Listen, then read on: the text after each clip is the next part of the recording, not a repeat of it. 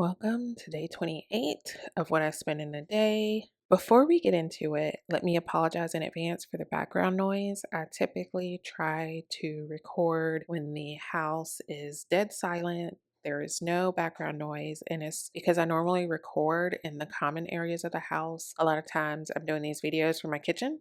So today we have the dryer running in the background, and then you may also hear some additional noises because it's summer break here, which means more time at home for the kiddo that's in school. All right, now that we've got that out of the way, let's get into what I spent on day 28. First things first, we have our monthly Hulu bill. We used to pay for Hulu Live, but I switched to a lower plan for a little while because YouTube TV was cheaper. This one is $21.59, and I'm having it come out of my US bank account because they had a $20 cashback deal that I used last month, and so I had a $20 credit on this credit card that I wanted to use up. Next, we have Starbucks. My daughter and I did make a trip to Starbucks the other day. I do have $10 in cashback rewards that I used for this purchase. So, girl math, it was basically free.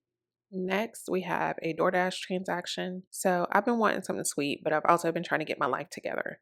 So, when I did the grocery order, I decided that I wasn't going to get anything sweet. And then lo and behold, a few hours later, I wanted something sweet, and we don't have anything sweet in the house. So, I did do a DoorDash for Auntie Anne's pretzels, and 2 seconds later, DoorDash refunded my order and said the order was not accepted. I think maybe they were closed or they weren't taking any orders. And so there's two transactions here, one for the pretzels I was going to buy and one from DoorDash telling me to get my life together and just eat what I have at home. Next, we have Walmart grocery delivery. This is just regular spending for food for the house.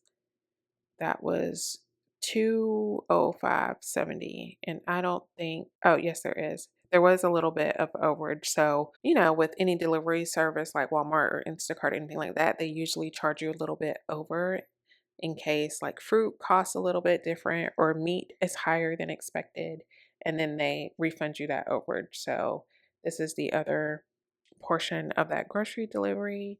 Then we have Verizon. So my Verizon bill was a little bit higher than normal. I adjusted the target for it for next month. It was just like 63 cents higher than I expected. That's probably taxes. So that happened, and I found another YouTube TV cashback deal. So last month I used my US bank account, and they had a cashback deal for $20 off of YouTube TV. And then this month, I happened to be in my Wells Fargo checking account, and I normally don't look at the cashback rewards, but I just happened to be going through them to see what they had available. And they did have a cashback deal, the same one that US Bank had, where if I paid my YouTube TV bill through my Wells Fargo checking account, I would get $20 cash back. And so that's what I did this month. I should have a refund in my account once this process is through. So that was $75.59. And then last but not least, I believe we touched on this transaction at some point earlier in these videos. I loaned my brother some money a few weeks ago, and this is him paying me back for that. And my paycheck has started to clear some of my bank accounts. So the way it's set up right now, I have it split between multiple accounts, and Capital One usually pays you 2 days earlier. And so that has already cleared my Capital One account. So total spending for day 28 is $380.41. 28 days into the month, we are at $4,827.96 spent. Almost close to $5,000. We may hit $5,000 by the end of the month. It's higher than I want it to be, but it is what it is. Thank you so much for watching. I'll catch you tomorrow.